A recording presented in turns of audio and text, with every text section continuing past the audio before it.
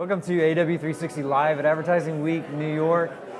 And I have with me Jeff Weiser, CMO of Shutterstock. I don't know, I almost said That's something all right. completely different. It's good to be with you. It's good to see you. Good to see you.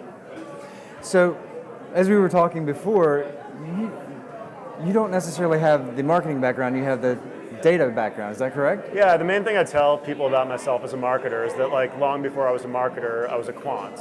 So for over a decade, I ran departments that did analytics. So it could be anything from basic reporting, dashboarding, marketing analysis, financial analysis, budgeting, FP&A. It could be data science, predictive modeling, big data stuff. If there were numbers involved, that's what I did. As marketing became a more quantitative discipline, those lines started to blur, right. And I'd help the marketers out, and then it was like one day I woke up and I was a CMO. A little bit accidentally, but I do find that having that background and using data and technology in the service of marketing performance is incredibly helpful. I'm curious how, at least from the background, how does the creative side of the marketing group respond to having such a data-driven CMO? I think they like it because what you don't want to do is come in and say, well, marketing is a science and exclusively a science. You do want to look at the results and drive performance through the lens of the numbers, but the way that you get the numbers to be what you want them to be is through creative execution. So, the data is the measurement tool. The creative is the execution tool that delivers the measurements you need to be driving ROI for your business.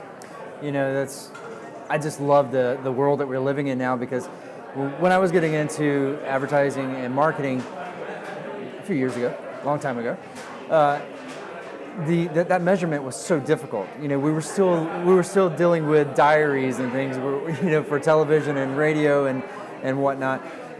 But as the web started booming, then we started getting all these new data points, and it's exciting how much is going on now.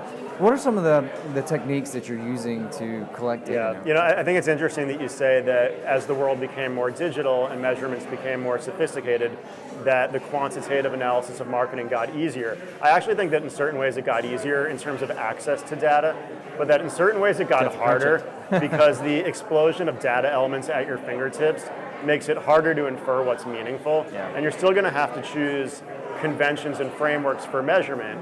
And the reality is, I go back to when I was an analyst, you can always make a data model tick and tie perfectly. It's a very clean kind of ivory tower world. When you get into the real world of marketing and customer and user behavior, the data is incredibly messy. Yeah. And you're going to have to be able to live in a world that's data-driven but also contains some ambiguity in order to get to measurements where you can make a decision and move on and not get stuck in analysis paralysis. So that is something I focus on. Do you think that marketing departments and even ad agencies are going to be able to survive without people who are specific data analysts? I don't think so. I think that I think you'd be hard pressed to find marketing departments and agencies that aren't using some of these techniques today. Right. I think there's a progression from basic measurement to sophistication where you're getting into predictive and prescriptive analysis. And I think we're going to see those entities, those marketing departments and agencies move along that path. But I don't think anyone's going to survive who's not using it, at least to some extent. And I would argue that most already are. What are some of the key elements that you look at from the data at Shutterstock? Yeah, whether it's Shutterstock or any other company, my perspective is that the universe of marketing analytics really revolves around the customer lifetime value model. Right. The goal of a marketing department is to drive ROI for a business. And you can't understand the ROI of a business if you don't understand the ROI of the individual customers, because at the end of the day, company performance is nothing more than the performance of the aggregation of your individual customers. So to me, everything sort of begins and ends with the customer lifetime value model.